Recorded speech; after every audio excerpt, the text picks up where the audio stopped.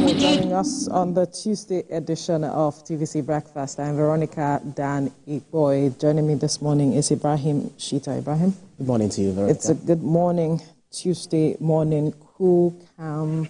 Well, the hustle and bustle hasn't started yet, but we're here this morning. Even though some places are already grounded down, and then, we don't know, just the NLC protesting and all of that. Well, we'll even be looking into that. That's part of what we'll be talking about this morning.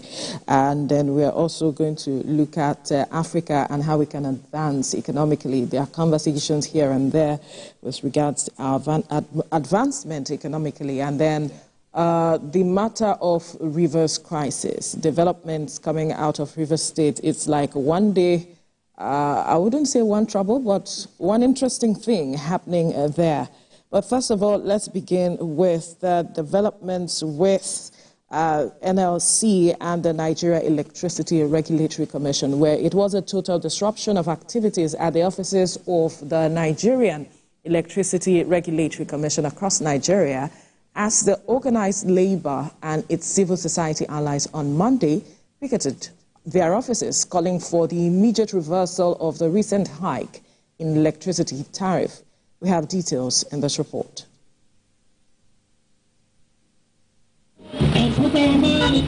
On May 1st, the labor movement handed down a one-week deadline to the government to revert to the old price of electricity. But government responded with a reduction from 226 naira to 206 naira per kilowatt of electricity. Not satisfied, labor and the civil society organizations embarked on this picketing exercise they believe will force the authorities to return to status quo. They call on the government to disband the categorization of electricity users to avoid discrimination against the citizens. 300% tariff, without increasing their salary with just 1%. Where is it done? My workers are now facing threats all over. When I remember that I'm in powerhouse and there is no light, water run away my eyes. When I remember I cannot buy bread for my children, oh, water run away my eyes. The Nigerian constitution is clear, so that will provide equal right for equal citizens. The PS, your ministry has no right in supporting apartheid in Nigeria, where some people will get 20 hours and some people will get 2 hours. The Minister of Power, represented by the Permanent Secretary, is on hand to receive the protesting workers. He assures the workers of government's readiness to engage them on a round table and resolve all grey areas in the recent rise in electricity tariff.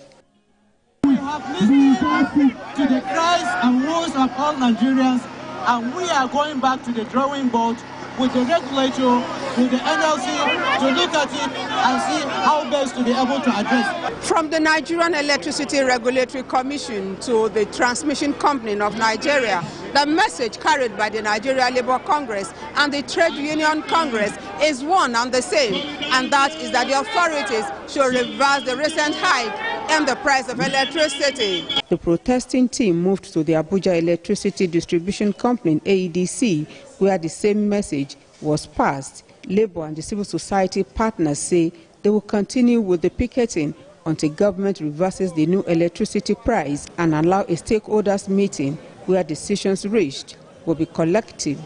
Jokeyadsa, TVC News, Abuja.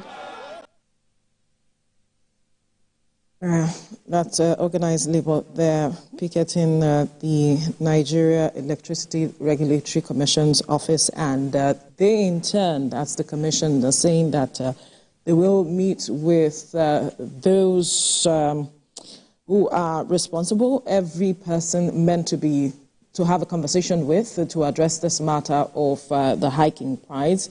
If there will be a reversal, is left to be seen, but Labour is saying that they are not giving up this protest or picketing until government heeds to their demands of reversing the hike in the price of electricity tariff. Recall that the Commission had come up with different bands, Band A, Band B, Band C, Band D, Band E, and the no rest. bands. And the bandless. The bandless, or the bandits.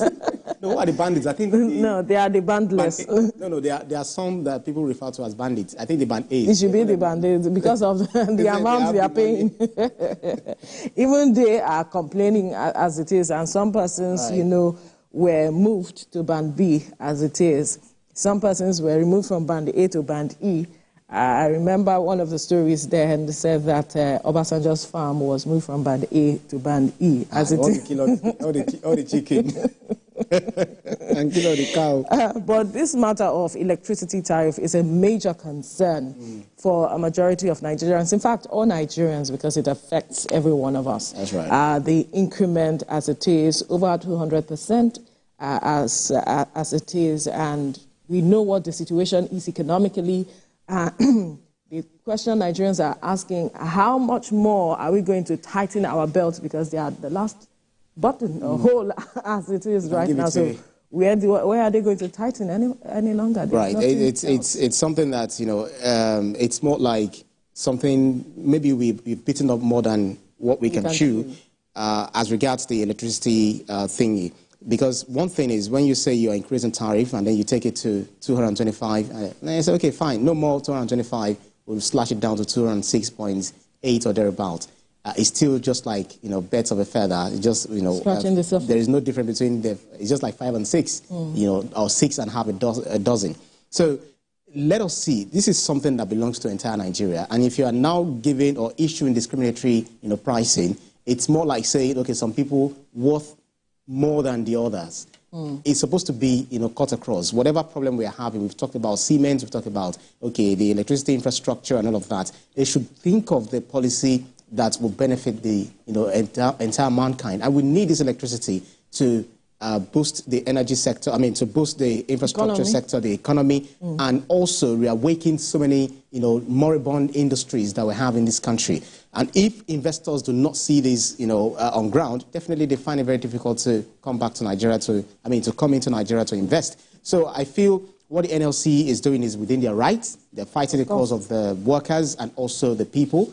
But what exactly do you think will happen at the end of the day? Because I really do not know. The court said that, you know, that's that they already give that is an injunction or, you know, ex parte order that that should not they should not implement that. Yes. Then we've seen IKEDC, we've seen some other discos who are already going ahead implementing, you know, this whether it's a flagrant disabuse of court order or not, it remains to be seen.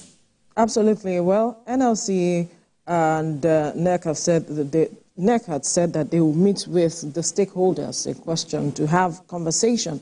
And I think that it's important we begin to look into, if we are increasing these prices, how does that translate to efficiency? That's right. For the customers, consumers, as it is to businesses? Because if you are asking me to pay more and I'm not seeing getting the power supply, then what's the essence of paying so much? We still have infrastructural debt in that sector that has to be addressed, but so much has to be done and communicated.